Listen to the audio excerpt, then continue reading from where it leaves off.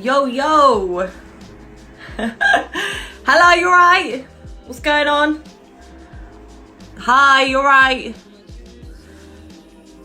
So, me and Vanessa, when she tunes in a minute, we're going to be having an inspirational interview. So hopefully you guys can get inspired. Here she is. Let me add her into it. Give me a sec. Where are we? Instead. Here she is, the beautiful, the one and the only Inspiring Vanessa. Hi! We're both wearing pink and purple. Pink and purple. Lovely, colourful duo. Fabulous. How are you? You alright? I'm good, thank you. Just trying to keep busy during quarantine, trying to keep positive as well. We've done a lot of schoolwork, so been quite busy. Brilliant, brilliant. So we'll get straight into it because there's a lot of golden nuggets that you guys are going to hear today. So I'll hit you with a few questions first, and then we'll do reverse roles, right? All right, amazing. Okay, wicked. So I've got my little questions wrote down. So the first question is, what inspired you to become a motivational speaker? So it's a very funny story. I kind of explain it in different ways, but it's similar to everyone who I tell it to. But I started when I was 9 years old, and I attended an inspirational event. One of the speakers there invited me up to speak on stage. Right. So then what happened was he asked me to go up on stage with him before, like 2 minutes before his speech. And me at 9 years old, my confidence definitely wasn't where it was now. So my first initial reaction was definitely not.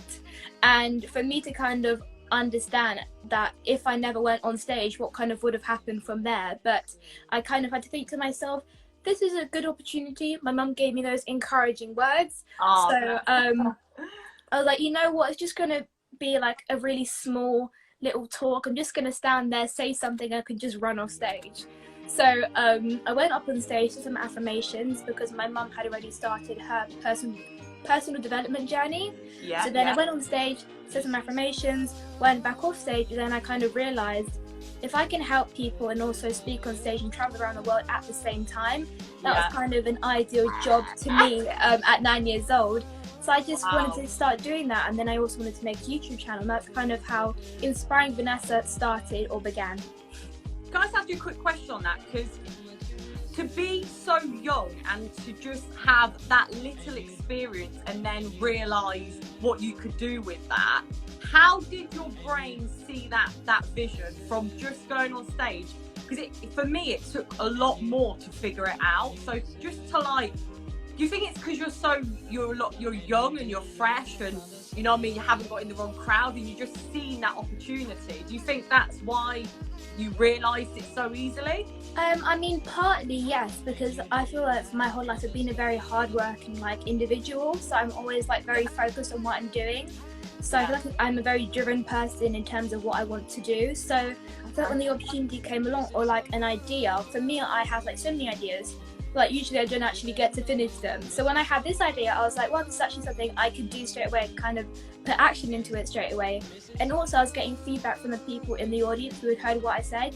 And even though it was 30 seconds and completely unprepared, I definitely didn't think anybody was going to tell me it was good. So when people started telling me it was good, or that it helped them in some kind of way, it started to really surprise me. So I thought to myself, if I can be a role model for somebody else who maybe also wants to be a speaker, that's just something I wanted to kind of step into that role or fulfill. So that's kind of how I had that realization, I would say. Brilliant, lovely. Okay, question number 2. Where do you see yourself in 5 years' time? So currently, are you 13? Is that right? Yes. So 5 years' time, 30, 40, 50, 60, 70, 18. You'll be 18. I had to do it on the hands. My maths is crap. So when you're 18, where do you see yourself? Or can you see yourself? I think when I'm 18 years old, I can see myself being a TV presenter as a profession. I would also still be carrying on speaking, because I can still see myself being a speaker in the future, even though some people may say, oh yeah, it's really unsustainable, it's not very predictable. And I'm like, well, if you know how the industry works, you can kind of make your way into it. So I definitely will carry on doing speaking when I'm older, but I think more TV presenting or just presenting or interviewing people and kind of still having that inspiration message behind it will always be something I'll be trying to interpret into my work when I'm older. So definitely I would say in TV presenting or like hopefully in the acting industry. Brilliant. And what kind of, you say presenting, what kind of element would you be presenting? Do you know who you'd like to be interviewing, or would it be sort of musicians, or what kind of thing? I mean, I interview a variety of people, so I wouldn't really mind, I wouldn't really care that much about who specifically I'm interviewing. If I interview an A-list celebrity, then I'll be so thankful. But if I'm interviewing somebody who perhaps is underrated, there's still not much of a difference there, only because it depends on how their mindset is. And if their mindset is good, then I want to interview them just because I know it's going to be motivation for the people who are watching or who's going to be watching the interview. So I don't really see the big difference between like having a higher status and still being an underrated person. So yeah, I love that. I mean, I wouldn't really mind who I decided to interview. So as long as they've got a bit about them. Yeah, they just got a good purpose behind what they're doing, then I'll interview them. Yeah, brilliant. Love that answer. Well done. Thank you. Okay, question number 3. What advice would you say to someone writing their first book? Can I ask first of you, how many books have you done? You've definitely done one, which you've seen. Is that your first one, is it? It's my first like hardback copy. Yeah. So doing that, what advice would you give somebody that hasn't wrote a book yet, hasn't written a book? What would you say to them? I mean, you always need to make sure what kind of audience you want like the book to reach out to. Right. So for me, when I first wrote the book, it was like, okay, so do I want this to be airing more for adults or more for younger people? So the book is meant to be like for audiences because it's like a public speaking book. It's also about confidence. So I was saying, well, because the younger generation, a lot of the younger generation lacks confidence as we get older in society. So it's kind of people around my age group. So let's say like 12 to, 16 years old. Or it could be for parents who have children who are quite shy and they want them to open up to them. Yeah. So just kind of being really specific about who you want to get your product, if that makes sense. And also just like be really determined, because even though people could be writing books for like 5 years, as long as you're putting your all into it, people are obviously going to see that, and that's going to reflect when people are reading the book. So always make sure that those two aspects are always prioritized. Definitely, because there's one thing about writing a book, then there's another thing about getting the book out there. Writing the book takes a while, but then it's a very long process as a result. It's a huge process. But do you think like going on stage and taking your book on stage just kind of gives you like a little bit of a, oh, this is my book, because you have to like flash it here and there? I mean, I guess so, yeah, because when I would go to an event, you kind of see everybody with stalls and it's just kind of, I'm just doing a speech. So when I like came out with my book, it was actually something I could like give out to people. So I guess it was just not really easier, but it was just something more to give out rather than what I was just saying on stage as well. It made you look, give you that extra bit of bounce, doesn't it? Yeah. Hey, do you want to buy the book now? You end up giving away a lot of free books as well, I find. Like I've just finished my second book. I'm about to, it's just being printed as well. To literally, I've just paid for it today for the first print. But yeah, it's sort of like such a long journey just to kind of get it out there. Really, I find it you really have to put quite a lot of more effort into it than what people would think. So cool, let's go to question number 4. What is your biggest achievement up to date? My biggest achievement, I mean, there are so many. So I think not really up to date because it was kind of when I first started, but it's one of my favorite memories, you can say. I like that. So it was like my first kind of recognition for what I did. So in my first year of speaking, I was nominated for a Back to Black award. And I got it when I believe I was 10 years old. And for me, like being in my first year of speaking and being so like minor, for me getting an award was like one of the most amazing feelings, or just like you're just very proud of yourself, and you're also really happy that somebody else will kind of recognize what you do and wants to award you for that. So I got the Young Rising Star Award So that was something that was like really exciting for me. And I just remember kind of walking on stage. I had a big like pink kind of pageant dress, so I went on stage and I had the speech, and then I also got to meet some of the people who were there as well. So I guess the event as a whole just kind of was a whole experience for me, and that memory will always like be with me like to the day I'm really old. So I think that's probably one of my favorite achievements. Otherwise, there are so many. So many more to come as well. Thank you. It's just a start, baby. Brilliant. Okay, let's go for question number 5. What do you want the world to recognise you for? That's quite a good question. Yeah, it really is. So props to you. I mean, the most typical thing to say was, I want people to see me as a speaker. I want people to see me as a YouTuber or an influencer. Yeah. But I think it's just like, I want to be seen as somebody who made a difference to the people around them. So I feel like on social media, especially in this day and age, we're so much like on our phones and really focusing on like what people may think of us on social media. Some people are just like, they have no filter, so they don't really mind what they post. Some people are really realistic, and then some may face tune their photos to the point where it really makes people see like a whole different version of beauty, if that makes sense. Yeah. So I think I just want to be recognized as a young girl, or just a person who wanted to help other people see like their light in them and see their worth, and obviously grow their confidence. That's always been my biggest message. So I would just say kind of what's inside and not what's like the typical thing to say. Brilliant. I love it. Absolutely brilliant. I think a lot of people do live on the they look in the mirror and they focus so much on the way they look nowadays. Yeah. They're trying to recreate everything, whether it's the hair or their face or their body shape, but they're not correcting their mindset. And I think that's a big thing. I think it's so hard for young people as well. It's because like there are so many different stereotypes and then like expectations.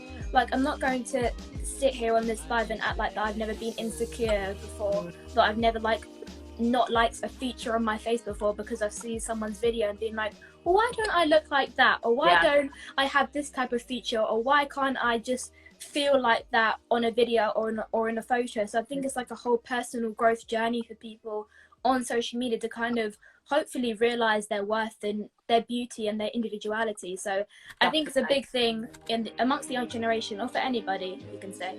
I think we're all looking for answers all the time. We're all looking for goals, and we're all looking for ways doors we can walk in and be respected, and not used, but actually be respected. And that takes a lot of courage and effort and determination. So I think at your age, for doing all you're doing at the moment, you're definitely on the right journey. Thank you. On the right journey. And it was so funny because we met, like I say, we seen each other in that toilet, didn't we? Like, yes, you came and you're like, oh, I love your outfit. I was like, thank you. And then very unexpected, but you know, the best things come unexpected. So yeah, it's great how we connected. Very funny story. It's lovely, and I think also with social media, like, we can both kind of see what each other think a bit more now, and I think that's what's reconnected us. I think we've both realised that we're both trying to make a difference to the world, and that's what's brought us here today, isn't it, really? Yeah. So, okay, let's go for question number 6. How do you see yourself when you look in the mirror? Deep question. I mean, like, I've always been like, I don't know. It's quite weird because even though on social media, many people come out to me and kind of say how much I've helped them, and even though I'm very happy that I've helped them, it's almost like it's very hard for me to kind of recognize like how hard I work, or like my worth in a way, even though that's what I share to other people. So I think a big thing for me is trying to be as like have a lot of integrity. I think that's the main thing for me as well. That's something I'm trying to obviously live up to.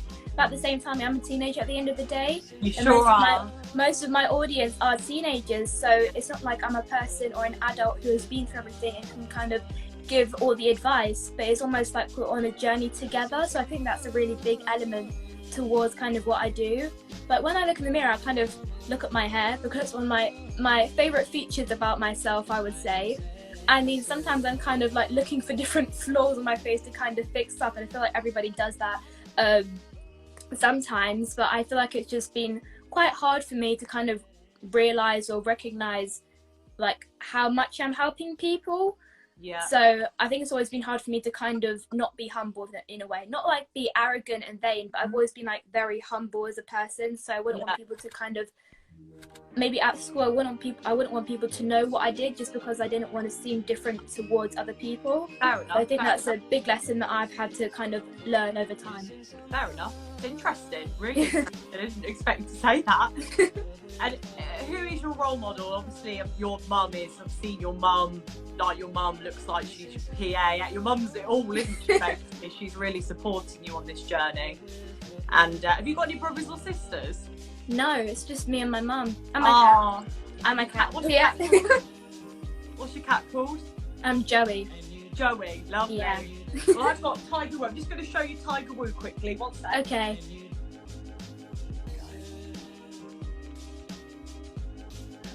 Oh. You like him? Oh my goodness. Like, I have the biggest heart for animals, especially dogs and cats. Like kittens or fluffy dogs, they just have my whole heart.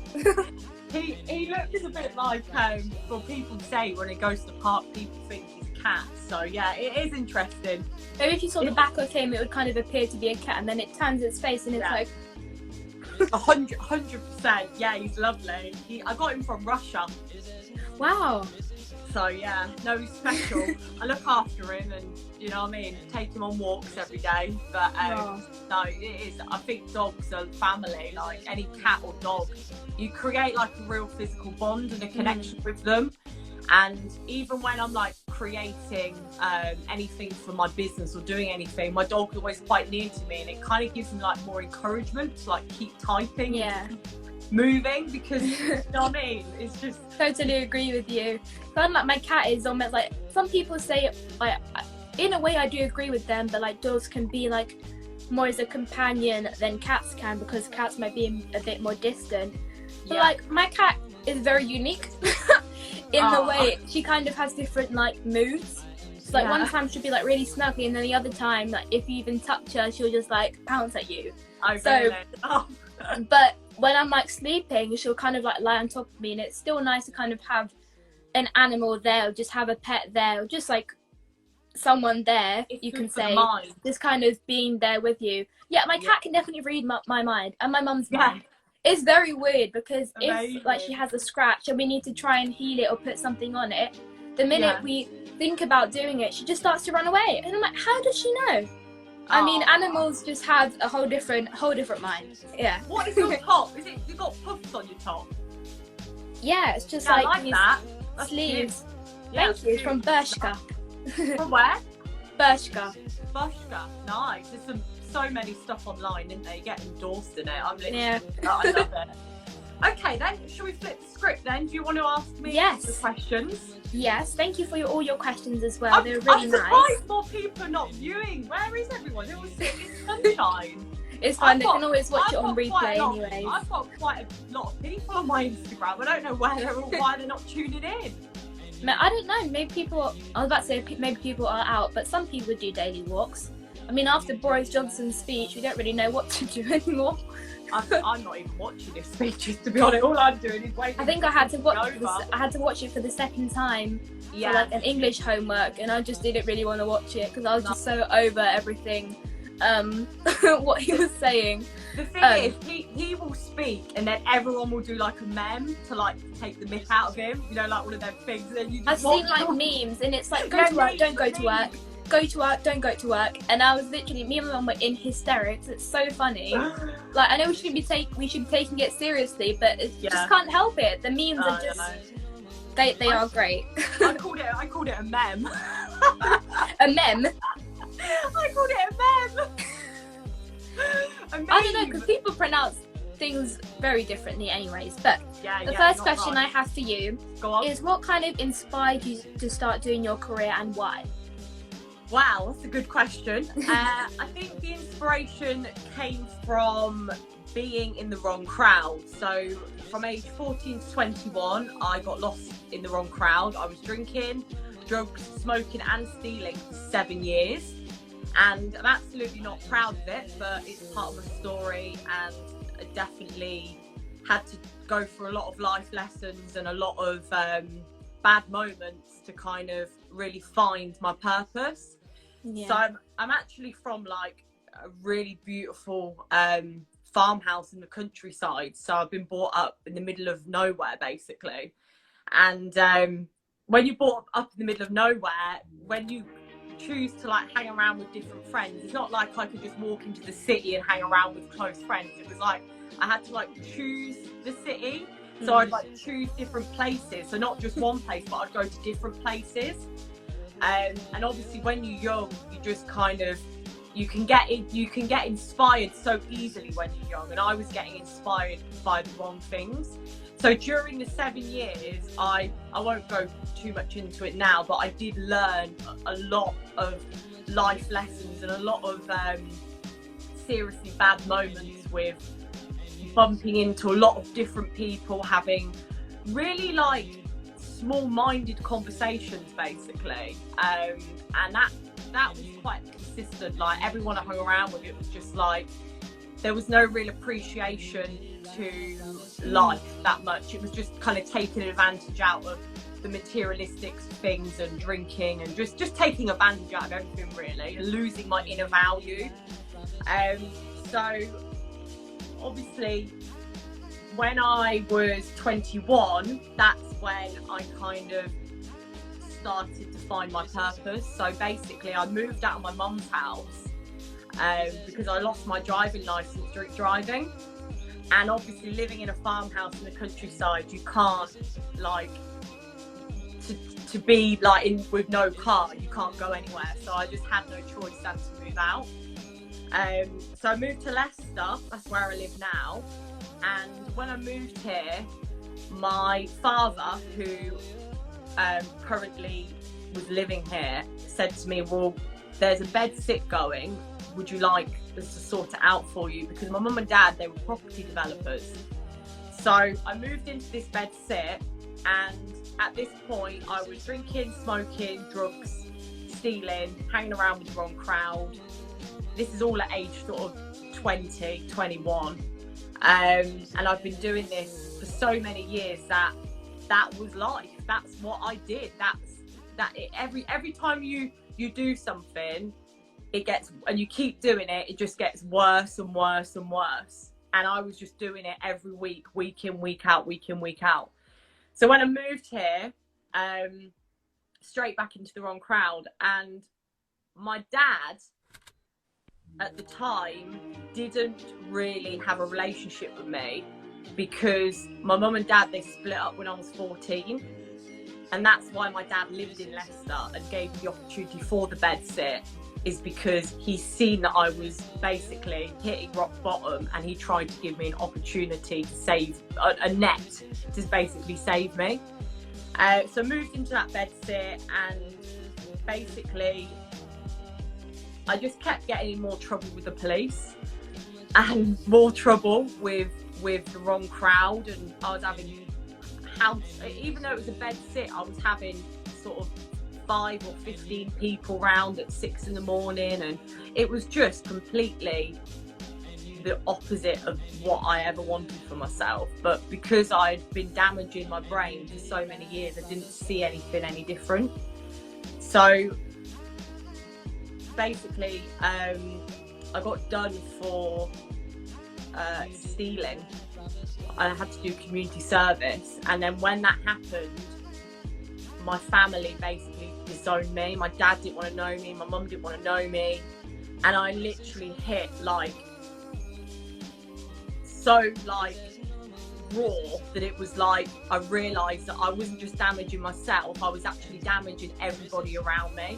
And that's the worst thing, when you actually are off the rails, you hurt everybody in your path. You're literally like running people over as you're going through people, and you don't realise it, you just think you're being normal, but it's very, very damaging to everybody around you. So what happened, this is kind of where my purpose started to come alive. I got a Facebook message from this guy, and he said to me, would you do you have an opportunity for me to move into any bed sits? Because I remember you telling me that your dad's a property developer. So I said to him, yeah, of course, I'll have a word with him, see if you can move in. So this guy moved in about 2 weeks later, and he didn't drink, he didn't smoke, he didn't do drugs, he didn't steal.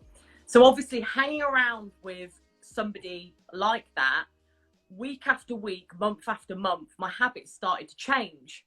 So after 6 months, I'd stopped smoking, and then I stopped doing drugs, and then I stopped stealing. And it was kind of like a year transition. It took me a whole year to kind of move forward from that moment. And even though I was stopping all this bad stuff that was being injected into me every day, my brain had been seriously damaged. Like, I really, really mistreated myself. And what happened is my dad started kind of trying to give me a bit of direction in life. So he said, look, why don't you go on a college course and like try and get a gym membership? So I was like, okay, well, we can do a college course, let's go with that first. So I started going to college. I chose to do business, and I felt like I was back at school. It was a bit like I was sitting there, the information was being told to me, but because my brain was so damaged, I wasn't really able to feed the information in. It was just kind of like hitting my head and kind of bouncing around the room. There was no enjoyment of what I was listening to. I was more interested on having a chat with someone like next to me about their screensaver. Do you know what I mean? Like, it really wasn't, I wasn't finding the interesting factor of it because I hadn't found my real soul. So what happened, when I was at college, a guy came up to me called Marvin, and he said to me, would you like to be in a famous music video modelling and dancing? So I said, yeah, let's try it. Like you, similar situation, going on stage. I had no real confidence, never done it before. I definitely wasn't a dancer, but I like modelling. I enjoyed the modelling side of it. So I went down to Essex, was in this music video, and it got over 1 million hits on YouTube. And obviously, I was only in the video for about 15 seconds, but I was still in it. But what it was is I had messages come through from different people saying, I really liked your hair, I really liked your tattoos. And for the first time in my life, I felt valued, right? And from that moment, I thought to myself, what can I do next that's going to make me stand out from the crowd and do something that's make people say something nice about me? Because what's better than someone complimenting you? Like, it's fabulous. So from that moment, I started doing the modelling. So I did the modelling. I modelled all across the UK. I modelled in Ibiza, America, Bali, all over the world.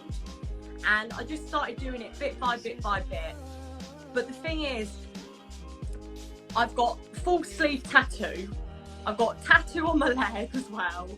And when I was 14, I had a lump in my right boob, and I had the lump removed. And then I had a boob job when I was 21.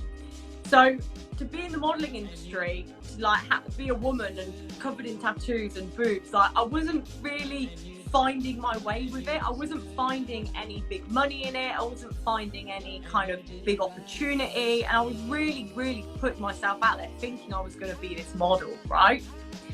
So then I started doing competitions. So I did the British Bikini Championship, Miss Garligy Casino, Miss Leicester, Miss Midlands UK. So I did all the kind of the pageantry competitions, which they're really, really good because they get you on stage, they get you kind of showing your personality a little bit, and they get you meeting other people that are trying and putting effort into life. So competitions are really, really good. And then the third thing I did is I went on, did the TV shows. So I did Channel 5, Channel 4 and ITV. Oh. Now, this is kind of the wrap up. So I was the Lost Soul for 7 years. Then I did all of this stuff for myself, all this personal development kind of things, all in between. then it got to the point where I'm kind of like, okay, this is all great. I'm being creative. I'm meeting great people. But first off, this is all about me. And second off, I'm not making much money out of this. So I need to make a career for myself. So what am I going to do? So in 2017, my father got really, really ill. He was 83 and he got dementia. So I said to my dad, this was literally like 6 months before he died. I said to him, if you could leave me anything, could you leave me this old garage? And he was like, okay, if that's what you want, have the old garage. This was just literally a dusty old garage with boxes in. It was just just crap, absolute thing of crap. But I had a vision, and the vision was to build a studio. Because I'd been modeling and competitions and stuff, I'd been to so many studios, and I really enjoyed the vibe and the buzz that they bring, because it's fashion, it's events, it's modeling, it's makeup, it's a new atmosphere. It is. It's really fun, and I love photography. I just love so many subjects. So I wanted to wrap it into a studio. So what happened was I launched the studio in 2017, and I launched it just being kind of a sort of, I didn't know if it was going to be like a talent agency or a modelling agency, but that was the vision I had for it. So what happened was I got 70 people on my books, and I was sort of sitting behind a computer screen thinking, okay, I can send Sarah Jane to Thomas's job and then put her in the job, but then I'm still sitting behind the computer screen.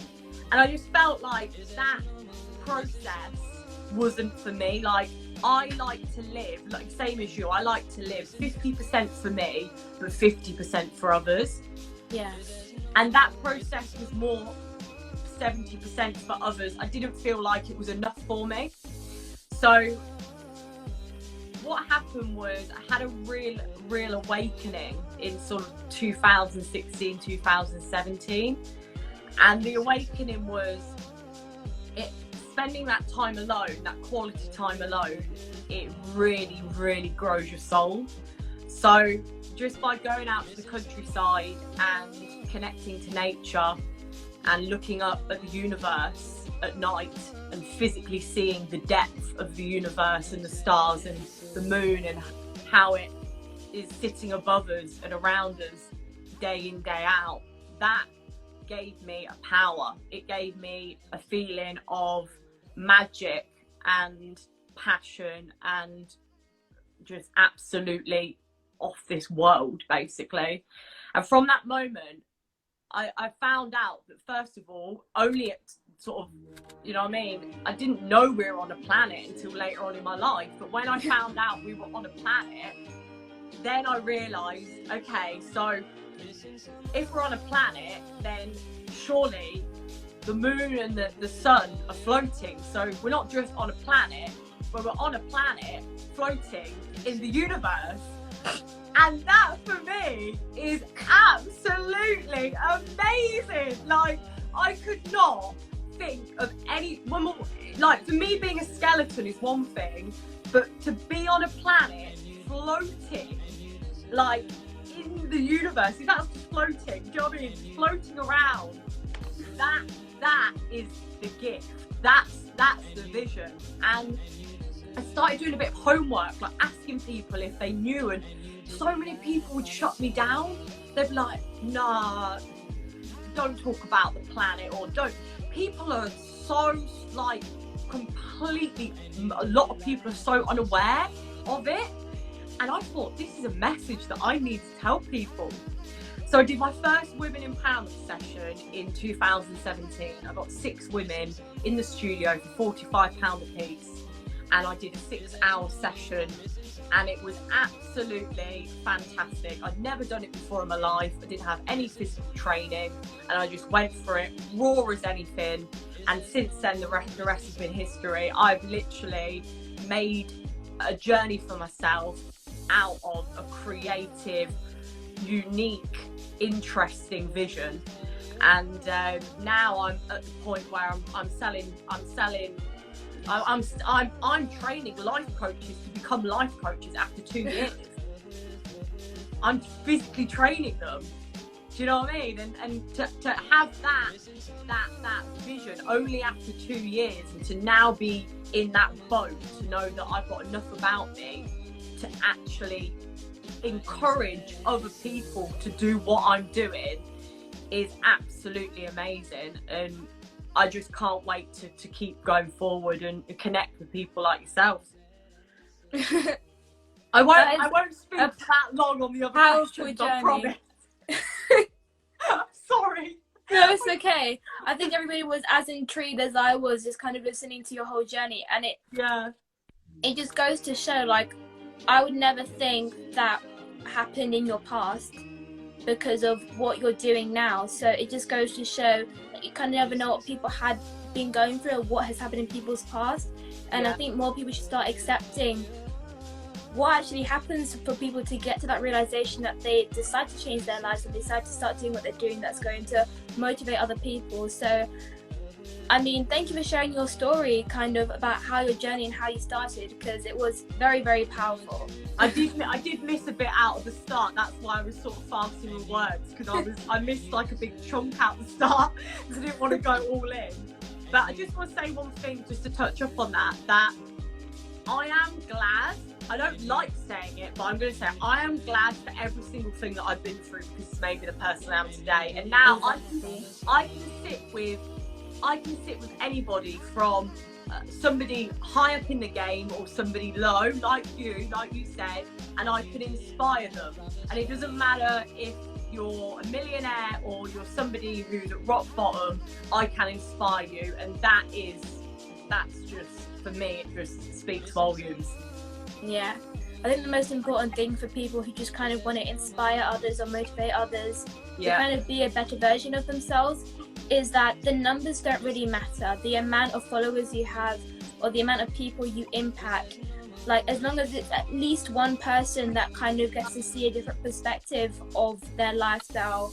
Like, if it's 1 million people, then fantastic. If it's just at least one 69. Person. No, 69. He got 2 million, didn't he? Or if it's just one person who's just going to be inspired by that. So I definitely agree with you. So the second question is, what would you say is like the biggest lesson that you've learned so far in your journey? The biggest lesson that I've learned so far is, that's a tough one. I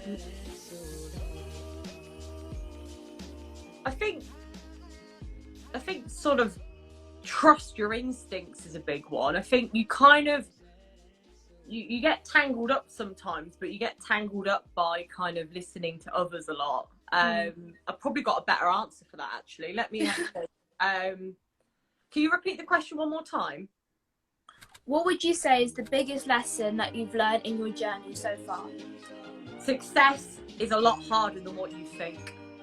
You can do 1,000 things and you're still not successful. Success is a long ladder. Success is happening all the time. It's a never-ending story. You're always going to want more, and I don't believe that you're always striving for more. And that's the truth. It doesn't matter if you're sitting in a great car or you've got your family. You're always going to want that little bit more. And I think that's in our human nature, because we're like trying to consistently keep evolving. So yeah, I think it takes a while. Even though I said I've got here in 2 years, I've had to really inject a lot of money and a lot of time into what I do. And I would say a lot of money as well. Like my studio has cost me thousands of pounds to physically get where I've got to today. So like, someone might pay me for a life coaching session, but that's just paid for something in the studio, whether it's a camera or a lighting equipment or background paper or something. You're consistently injecting your cash into things to make things work all the time. And I think people don't realise that. Like, personal development, you have to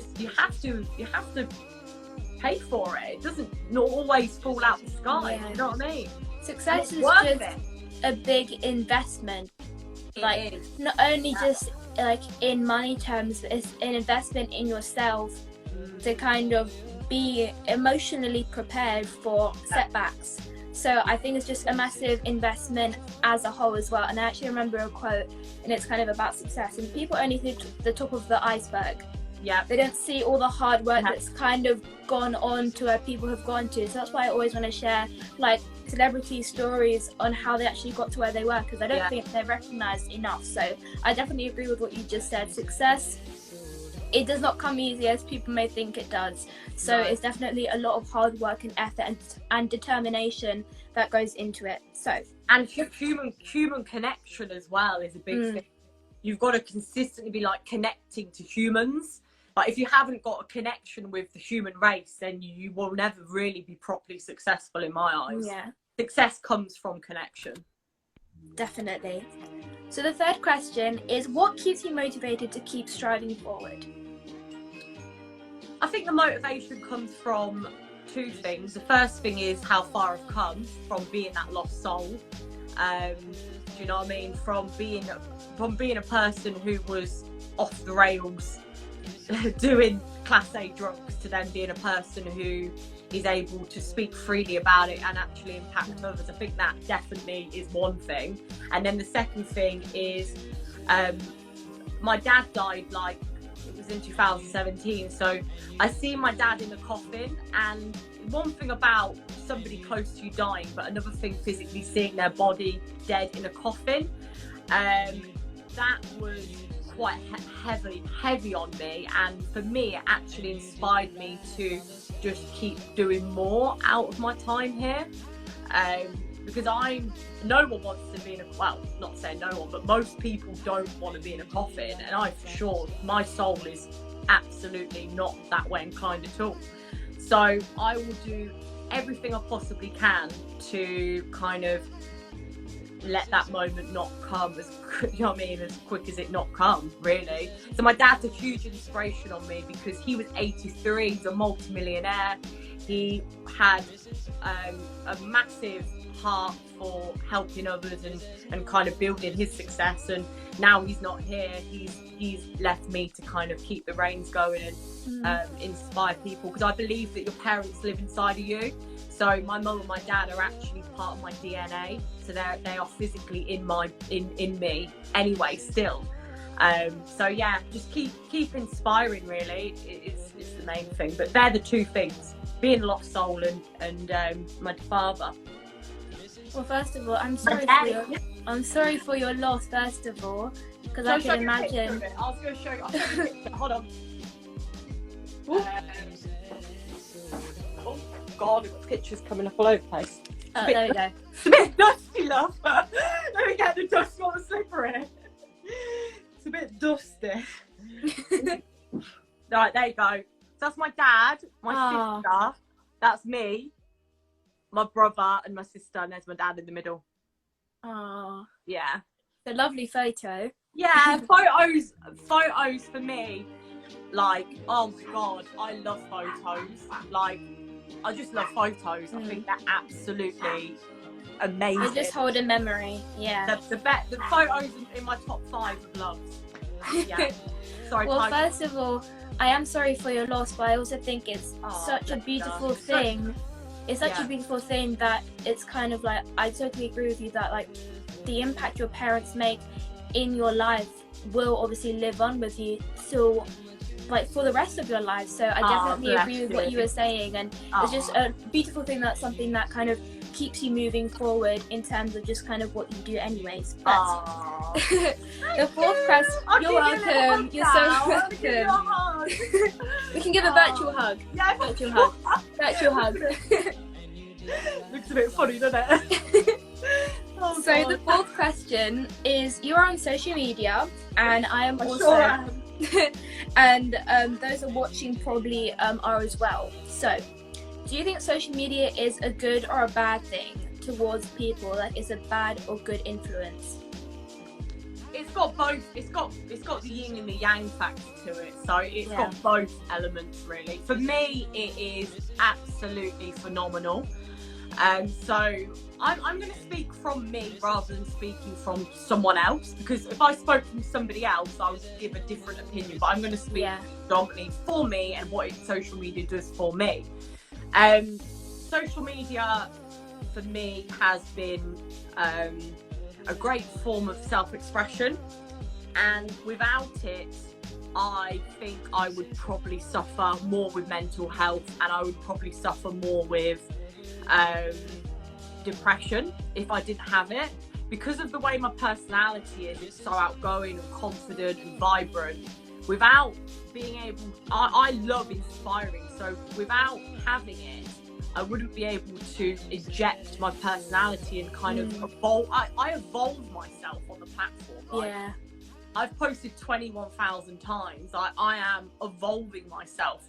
Like, all my thoughts, all my moves, everything is being put and placed onto this platform. And for me, it's such a magical experience. Like, I've met so many people through social media that I would never have met if I didn't have it. Like, these people have come from far, from near and from far, and I found them through social media. And even if I just met like a girl at a bus stop, like at the airport, for instance, if we didn't want to exchange numbers, we exchanged on social media, and now she's been on my Instagram forever. And moments like that grow me. I think, like, oh my god, the girl at the bus stop's on here, and the guy on the aeroplane's on here, and oh, that group that I met, you know what I mean, at that music festival, they're on it. And you end up with just a beautiful group of fantastic people.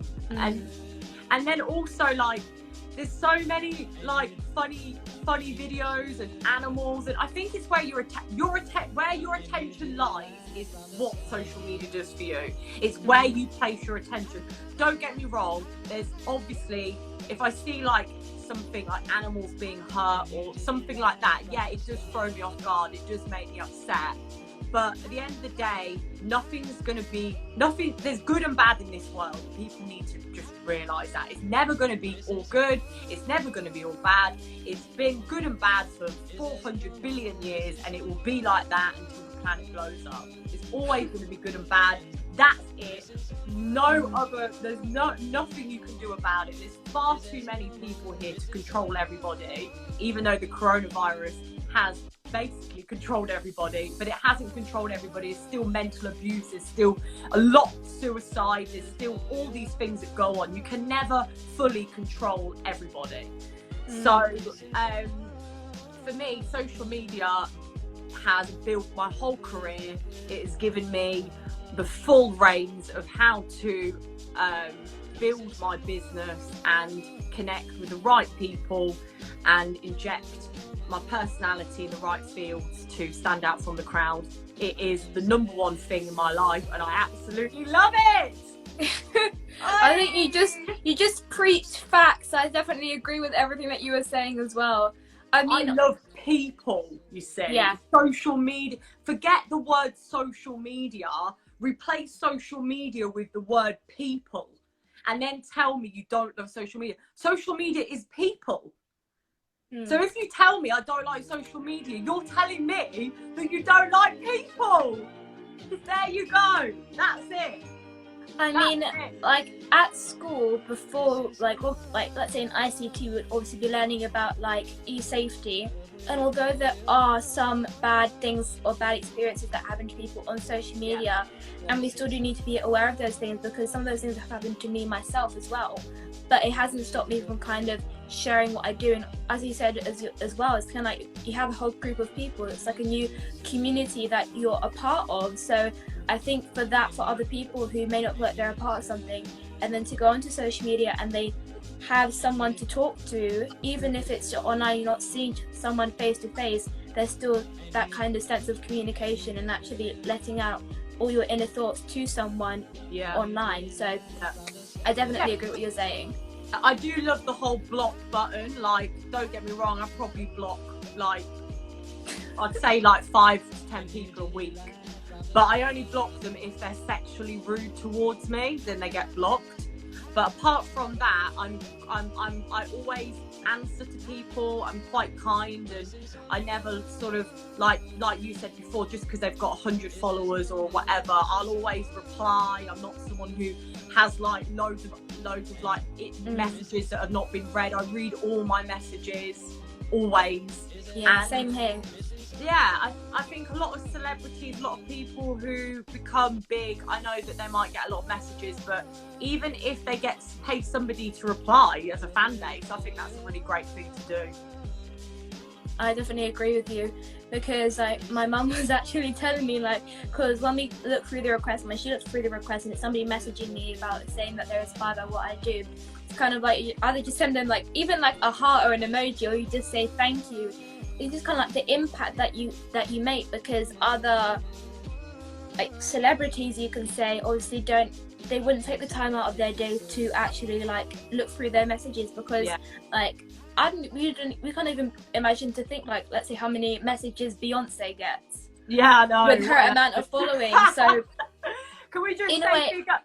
Should we just say big up to Asif and Garen? Do you know Garen? Yes. I didn't know that. Yeah, we love Garen. Oh, you just tuned in. This is what I mean. Like we are two souls on a planet. He lives in America, and I flew to America, and he was like the only person that I decided to kind of meet up with. And he knows you, and like this is what I mean about becoming successful. Like we all come together because we all realise each other's values in some way, and I think that's really beautiful.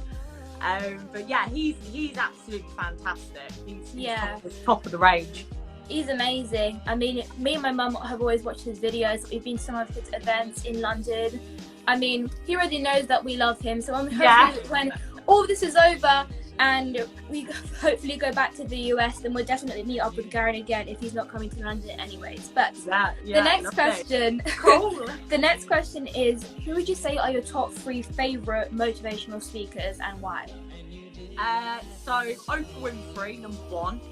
She is by far an absolute legend. She goes back to like the 1990s. She was spieling out like she started doing a chat show, and I just think the way she's kind of took the stance of this amazing entrepreneurial woman, I just think she's absolutely fantastic. I watched an interview of her the other week actually. She was interviewing somebody with 95 personalities, and I was like, wow, like she literally speaking to this woman who had 95 personalities, and I just thought that is definitely a role model to me. Like I'd love to interview people like that, like really like unique souls that have, you know what I mean, that kind of element. Just kind of giving them the platform that they never had before, because like if like in society or in communities, kind of like if you're different, then you're gonna kind of be shunned away from society in a way. So I think with Oprah Winfrey, when she's had her television show, and kind of bringing those unique souls on, as you were saying yourself, and kind of giving them a platform and recognition and appreciation as well is really important. Absolutely. I mean, I love Oprah. I love her as well. She's my number 1. Number 2, Tony Robbins. He's somebody who I've been to a couple of his events, and he's somebody who I just think my battery was going then. He's just somebody who, Tony Robbins is just somebody who's kind of, you can tell he's done a lot of hard work to get to where he has. Like he's really, really grinded for his success, and I think he's a serious entrepreneur and boss. So yeah, Tony Robbins definitely number 2, and then number 3, I quite like Gary Vee. I think his style is really giving, and his content is great. He's really giving, and he's just like somebody you just walk down the street and bump into and go for a hot drink with. He's really easy going. I've met Gary Vee. He's a really nice guy. Oh wow. So yeah, he's probably number 3 at the moment. But I think being in this inspirational speaking game, like for me, it's just about, I don't really kind of look at kind of a competition element from it. I look at more of what can I give from my soul today, or what can I just inspire from today. I want to do well for myself, but I'm not looking to compete with people. I'm just looking to like make a difference to people. So I think if you put like, if you're in the music industry, you're competing, but if you're in the inspirational speaking industry, you're more giving. It's the music industry for me is a lot more. It's not really. I don't. You know what I mean? There's a lot that goes into it. A lot more kind of rules and regulations. But for inspirational speaking, it's like you can just be you, and that's why I'm so passionate about it.